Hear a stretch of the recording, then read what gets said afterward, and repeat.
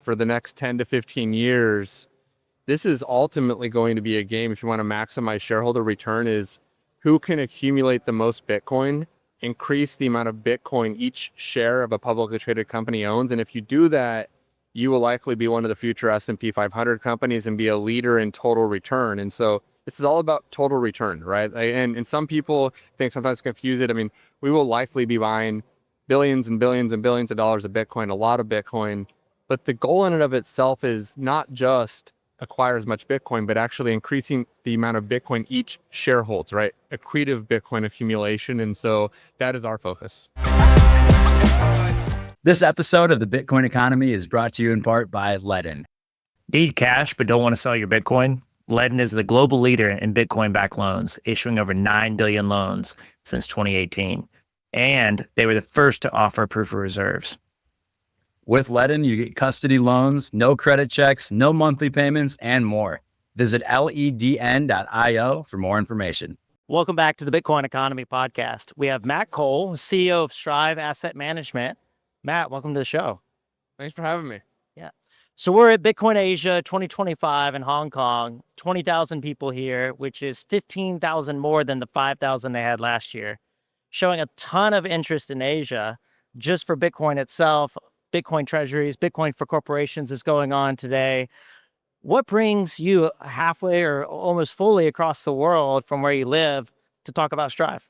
Yeah, so Bitcoin's a global economy. And even for us as a new Bitcoin treasury company, it's important to build a global shareholder base, right? People around the world can buy our company. So we want to tell our story. Asia is a massive market. To your point, this is the second largest Bitcoin conference in the world, outside of the American Bitcoin conference that's in Vegas. And so we want to be out here. We want to be interacting with the community, interacting with Bitcoiners. It's a lot of fun and the energy here is contagious. And so, I plan to be here every year.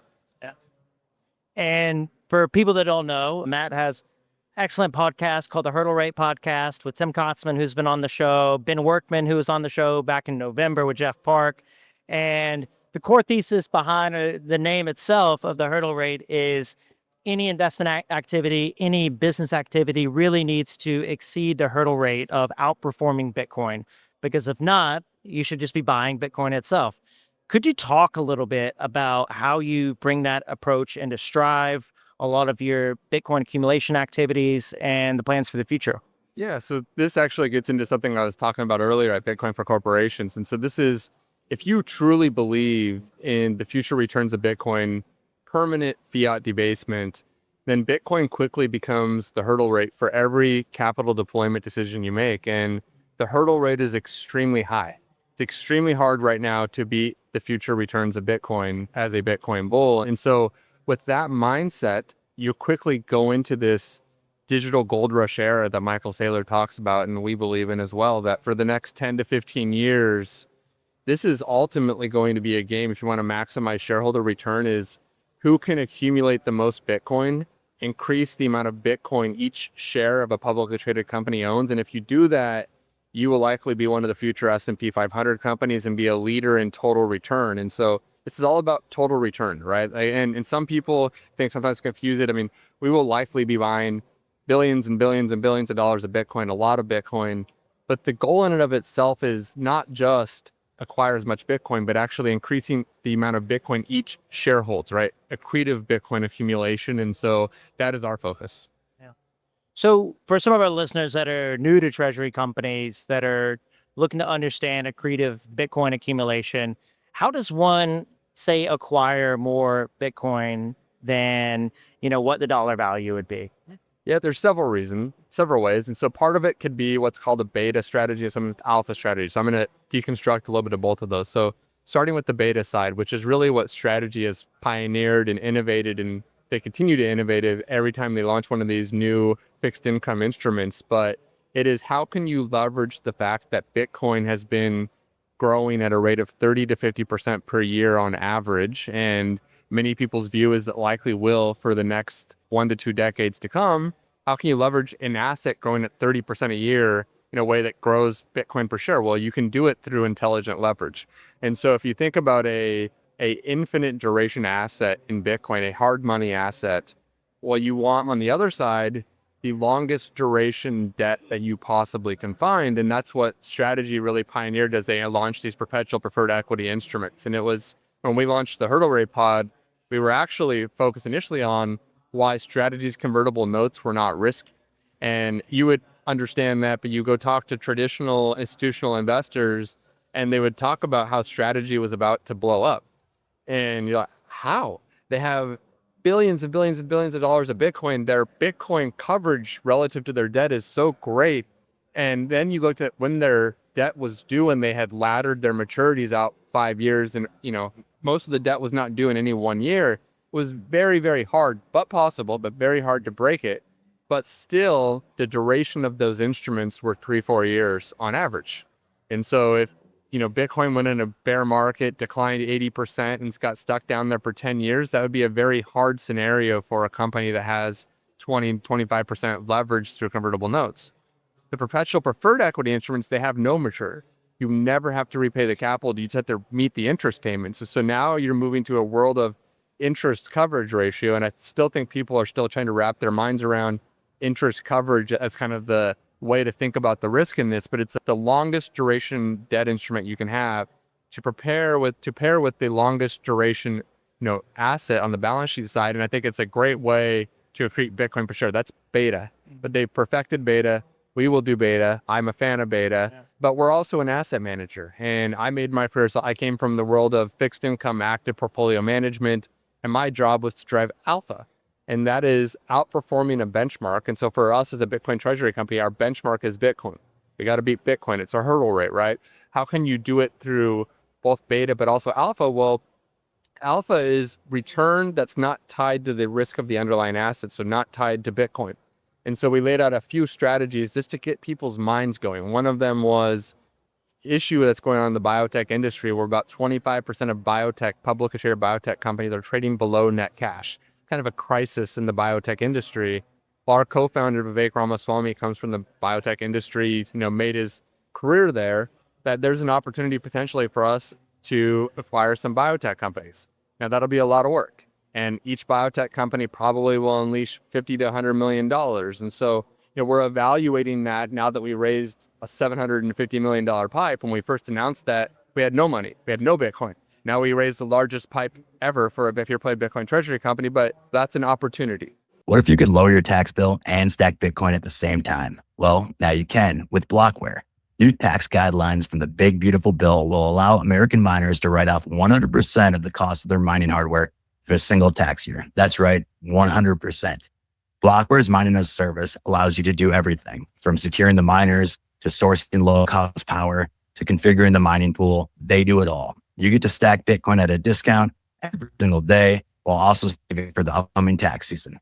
Get started today by going to mining.blockwaresolutions.com/TBE. Again, that's mining.blockwaresolutions.com/TBE. Now back to the interview. There's also an opportunity to buy distressed Bitcoin claims that have definitive legal judgments and trade at a 15-20% discount to the underlying Bitcoin. And so you're really taking legal risk, not Bitcoin risk. You're buying Bitcoin at a discount, right? There's tail risk hedging strategies that hedge funds put on. So those are some of the alpha side. And then for other companies or for us, we could focus on growing the operating business, grow profits.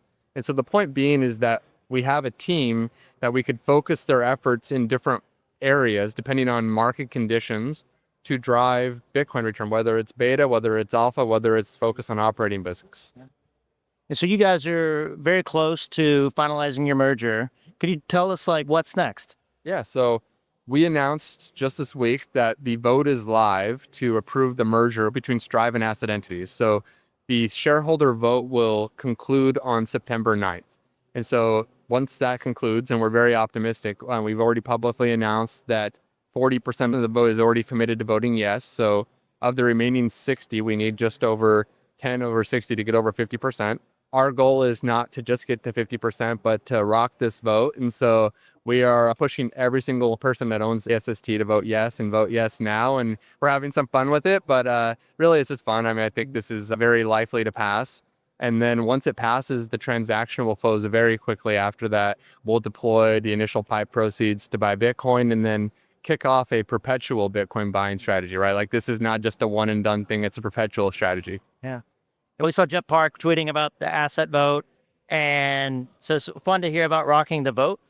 Also, you guys did something super interesting on allowing, investors, accredited investors to contribute Bitcoin that would then be converted into equity without being a taxable event. Super unique. I don't believe it's been done before. Could you tell us a little bit about that? Yeah. And so this kind of comes back to the asset management roots here, where on the ETF side, 351 exchanges have become a very popular way for people, high net worth people, to put assets into an ETF. So say if you have a diversified basket of individual securities into an ETF with no taxes. So we just took that same playbook and applied it to our merger because we met the same rules that you need for a 351 exchange. So we could allow people that had Bitcoin that wanted to own shares of ASST. And just to be clear, I know that this transaction has got a lot of positive press, but people selling their Bitcoins is controversial. And I'm a big believer that if you're a Bitcoiner, the most important thing is to own Bitcoin self-custodied. That is your route to financial freedom. But most people also own equities, and some people have a different risk profile and want to have the potential to outperform Bitcoin. So that's where Bitcoin treasury companies come in. And if people had excess Bitcoin that they would want some Bitcoin treasury exposure, they could contribute that tax-free and get exposure to ASST. So when we initially first announced our transaction, we announced it at Strategy World. We had not raised any money to buy Bitcoin. And so at that time we were, it was extremely important. Then we raised 750 million, and that 750 million came with some restrictions on future raises pre-flows. So, we raised some Bitcoin through the 351 exchange. It's super innovative and fun. And, there was a lot of retail interest that were pretty pumped about the ability to do that. So glad we could do that. Yeah. I think it's been fascinating because people have seen someone like Adam Back and, a Bitcoin OG mentioned or cited in the white paper. And they're like, hey, like this, he holds a lot of Bitcoin and has held for years. And then now he's investing in Bitcoin treasury companies.